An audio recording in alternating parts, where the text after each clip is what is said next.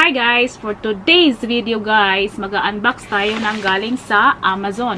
First time ko guys na nag-order sa Amazon and hindi ko alam kasi ang Norway, I don't know kung may Amazon sa Norway. So ngayon guys, ito nga yun, in-order ko sa Amazon. 3 days lang ang waiting ko guys sa Amazon and dumating talaga siya. Door to door pa, no? Bongga-bongga, door to door ang delivery. So since first time ko mag-order sa Amazon, ayun, buksan na natin. So, ito guys, ito yata yung suction. Yeah, ito yata yun. So, isa. And yung lalagyanan ng SD card guys, is dalawa ang in-order ko. Kasi isa kay Bana at saka isa yung sa akin. Para naman fair, no? So, ito nakalagay siya, memory card case. Ayan siya. So, ang in-order ko guys, is isang black at saka isang red. So, ayan.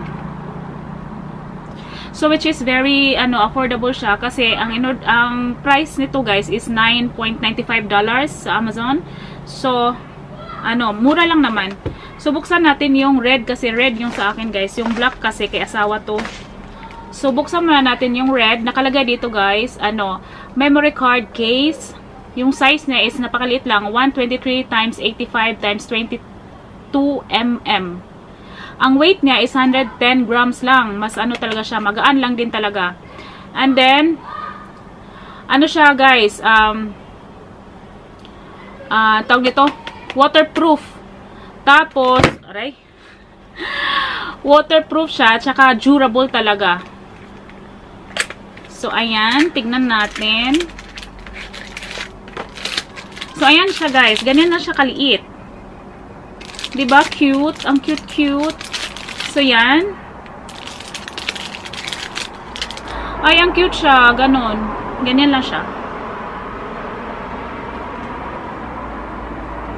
And then, tignan natin. Paano ba ito?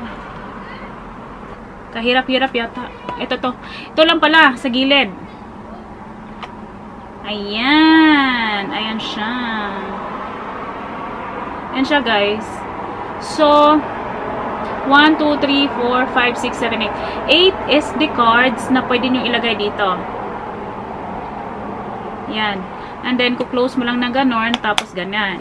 Super, siya, napaka-thick. So, parang durable talaga siya. Tapos, mayroon siya ditong nut para pwede mong lagyan ng, ng tali. You can put something tali-tali there. And then, para hindi mahulog ba, like ilalagay nyo sa bag nyo or somewhere along the road. So, pwedeng-pwede siya. So, ito yung in-order namin, guys, ko.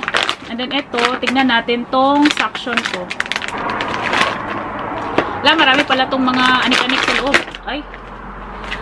Ito siya. Ito siya, guys. Ayan. Yan. So, i-connect ko to sa sasakyan ko and then ipakita ko rin sa inyo kung paano siguro i-connect.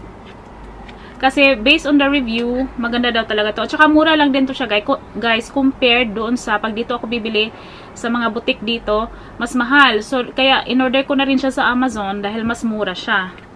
So ito ang suction. Tapos may kasama siyang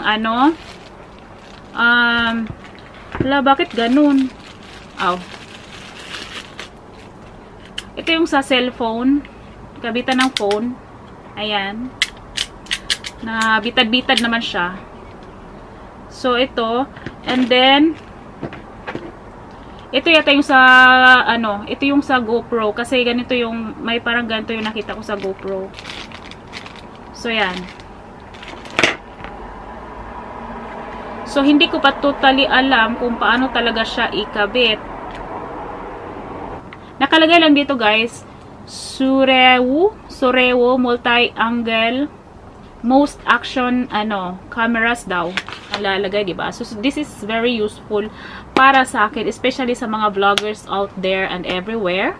So, pwedeng-pwede kayong magbili ng ganito. Mura lang, $9.95 or $10 from Amazon. Marami silang different kinds. This is not a sponsored reviews, but maganda siya, super handy. Maliit lang talaga siya, oh.